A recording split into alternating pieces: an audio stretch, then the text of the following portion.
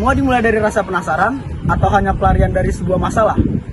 Tapi tahukah kalian, saat kalian menggunakan zat itu, di saat itulah kalian menyerahkan hidup kalian kepada sesuatu hal yang bernama ilusi. Jadi, ini bukan ceramah, tetapi kita akan membahas secara ilmiah apa bahayanya narkoba. Kita akan melihat berdasarkan kasus nyata yang ada di Indonesia. Ini adalah tentang hidup dan mati.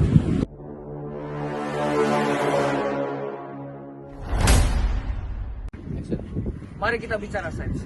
Kenapa ada orang bisa kecanduan? Karena di dalam otak manusia ini terdapat senyawa bernama dopamin.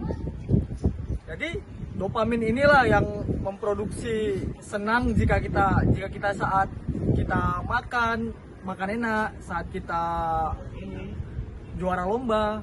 Nah, sistem ini yang dirusak oleh narkoba. Betul. Bayangkan narkoba itu seperti banjir bandang.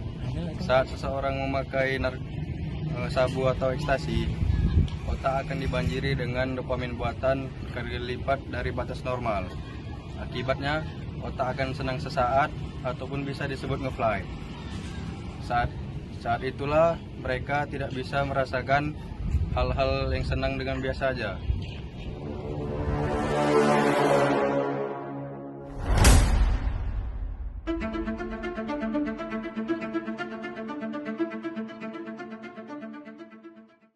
Dengar tadi terdengar abstrak, mari kita lihat bukti nyatanya.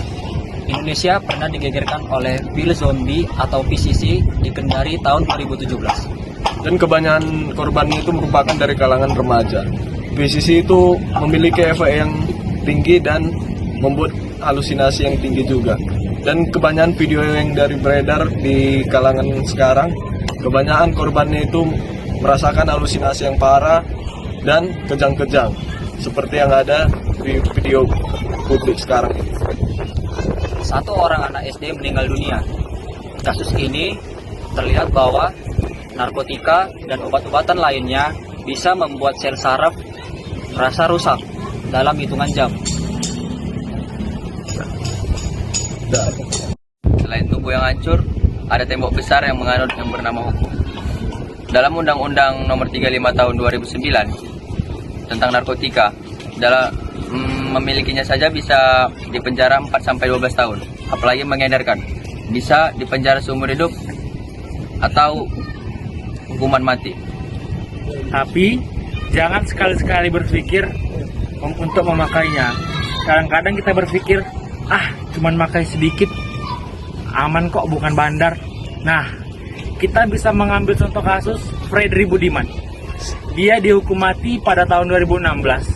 Tapi bukan hukuman matinya yang kita pelajari, tetapi bahaya narkoba tersebut. Narkoba itu tidak mengenal siapapun. Jadi, apa kesimpulannya? Narkoba menyerang 3 hal utama di dalam hidup kita. Kesehatan mental, kesehatan biologis, dan juga kebebasan hukum. Nah, dari 2 kasus yang tadi disebutkan, PCC Kendari dan juga Fredri Budiman, itu adalah sejarah yang kelam. Nah, kita berharap itu tidak terjadi di generasi kita dan generasi selanjutnya. Jaga otak kalian, itu aset paling berharga. Jangan jadi korban selanjutnya.